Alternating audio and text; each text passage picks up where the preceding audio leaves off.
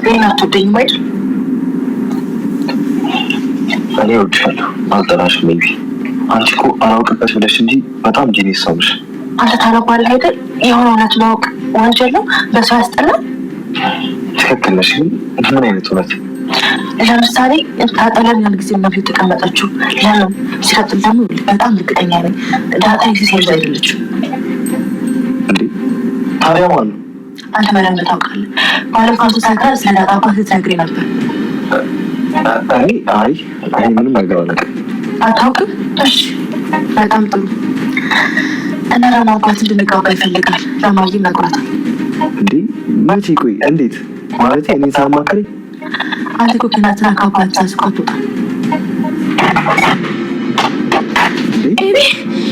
ናታን ሰላም ሆነች። ሰላም አልጋው ላይ ተኝታ እግሯን እንደዚህ እንትን አድርጋ በጀርባ እያለች ነው። ሰላም ምን ሆነች?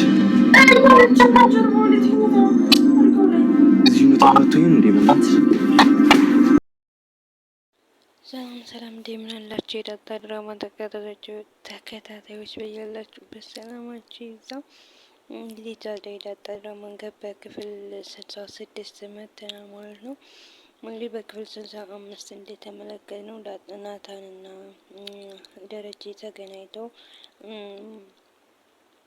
ስለ ዳጣ ሊጠይቀው ብሎ ነበር እና ምንድን ነው የሚጠይቀው ምናምን የሚለውን ነበር። እንግዲህ ያው እሱም አላስችል ስላለው ማለት እሱ አባቴ ነው ካለችው በኋላ ማመን ስላቃተው እና እንዴት አድርገው አስመስለው እየኖሩ እንደሆነ ሲያስበው በጣም ግራ ገብቶታል። ናታን ለመናገርም ከባድ ለዝም ለማለትም ከባድ ስለሆነበት መሰለኝ እና እንግዲህ ይነግረዋል ብለን ነበረ። ዳጣ ምን ናት ምናምን ብሎ ጠይቀዋል ብለን ነበረ።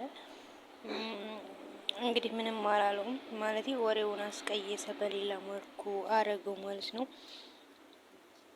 እኔ እናንተ እንኳን እንተዋወቃለን፣ ምን ሌላ ነገር ልጠይቅ የነበረ ሸወድከኝ ምናምን ብለው በሰው ተለያይተዋል። ሰራተኛ ፈልግ ምናምን ተባብሎ በዛ ሂደዋል ማለት ነው። እንግዲህ ሰላምዬ በዛሬው ክፍል ከሌላ ቤት ትወልዳለች ተብላለች ማለት ነው። እንግዲህ ባውዬልም በጣም ደስ ብሏታል። ሌላ ቤት ልትወልድ ነው ስትባል እንግዲህ እስከ መጨረሻው እኩል ልትሄድ አይደለም ስትባል ደግሞ ሌላ ጣጣ ነው ያመጣችው። ምክንያቱም ዲኤንኤ ሳላስመረምራቸው ዳጣና እሷን የትም መሄድ አትችልም። መሄዷ በአንድ ጎን ደስ ብሏት እያለ በሌላኛው ጎን ደግሞ ያው የሆነ ነገሩን ሳታሳካ ልትሄድባት ስለሆነ በጣም ደብሯት ማለት መደበር ሳይሆን ቅር ብሎ የሆነ በቃ ምን ይባላል ብቻ ደስ አላላትም። ያኛውን ነገር ስላላሳካች እንጂ ሁሌም ህልሟ ዳጣና ማማን ነው ሰላምዬ ከቤት እንዲወጡ ነው የምትፈልገው። እና እንግዲህ ከቤት እንደሚወጡ ደረጀና ማርታ ሲማከሩ ነበረ።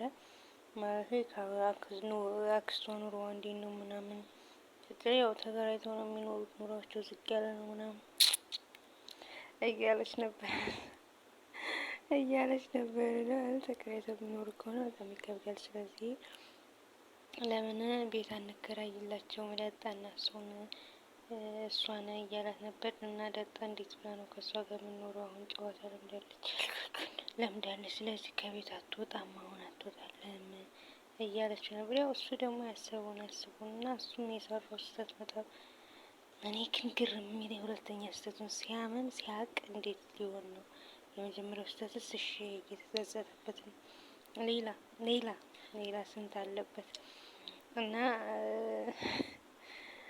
እና እንግዲህ ምን እንደሚባል አላውቅም።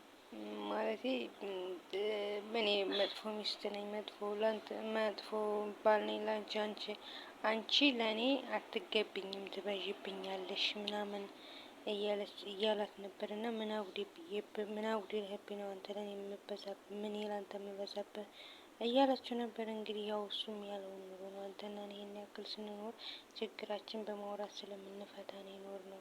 ስለዚህ ለምን አትነግረኝም ምናምን እያለችው ነበር። እና ያው እሱም ለመናገር ያው ፈቃደኛ ቢሆንም ነገሮች አልተስተካከሉለትም። እና እንግዲህ አንድ ላይ ያደራ ልጄ ናት እያልክ እንዴት ነው ተከራይተህ የምትቀመጠው? ና ያው ስለሚስማሙ ብዬ ነው ምናምን አላት። ግን ያው መስማማት ሌላ ጉዳይ ነው። ይሄ ሌላ ጉዳይ ነው። ብቻ ከባድ ነው እና ለጠና ሰላምም ዛሬ ሻይ አፍልታ ሰጥታ ነበረ። እንግዲህ ሻይ አፍልታ በሰጠችበት ቅጽበት እንዴት ነው እኔና ማነው ብቻ ከባድ ነው። አልቅስሻል ወይ ምናምን እያለች በደንብ ትኩረት ሰጥታ ነው የምታያት ነው። የአይኔ ጭራ ገብቶ አልቅሼ ነበር መሰላት። ምንነሽ እንደዚህ እስኪ እናትሽን እንዴት ስታገኛት የሚሰማሽን ስሜት ንገሪኝ፣ እንዴት አድርገሽ ነው የምታቅፊያት? እኔ ነቀፊ እናሳይኝ ምናምን እያለቻት ነበረ። ጥልፍልፍ ያለ ነው ብቻ ከባድ ነው። መጨረሻ ላይ እንግዲህ መቼ እናቷን እንደምትሆን እንደሚናገሩ አናውቅም፣ እንደሆነች እንደሚናገሩ አናውቅም። እንግዲህ በመጨረሻም ያው አቅፋታለች፣ እየተላቀሱ ነበረ። ፍቅራቸው ጨምሯል ማለት ብዙ ነገር እያደረጉ ነው። እንግዲህ ዳጣና ናታን ናቸው ደግሞ በጀርባ ሄደው ሲላላሱ ነበረ። በዘንተ ምን ትናናታን ማን ነው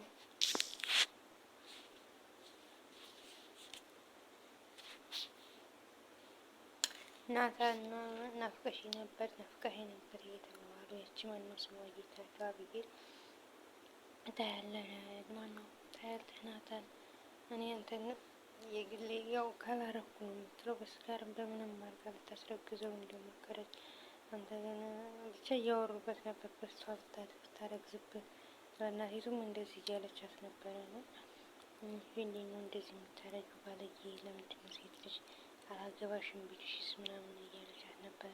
ልጅ ያላትን ሴት ደግሞ ማንም አይፈልግም እያለቻት ነበር። እና ዳጣም እሷ ታረግዝ ታገባታለህ ወይ ይህን ካንቺ ውጭ ሴት ማለት ውሳኔ መወሰን ከብዶሻል፣ ግን የመጨረሻ ውሳኔ ካንቺ ውጭ ሌላ ሴት አላይም ማለት ከሆነም ልጅሽ ይጠፋሉ እንጂ ልጁ የኔ ነው የሚሆነው እኔ ካስረገዝኩት ልጁ የኔ ነው ወይ የሚሆነው አላለም። እና የህዝቡ ከቷ ወልደህ እሷ ግን አታረገውም አይባልም፣ ታረገው ይሆናል እንግዲህ ብቻ እንደዛ እየተማከሩ ነበር። እንግዲህ በስተመጨረሻም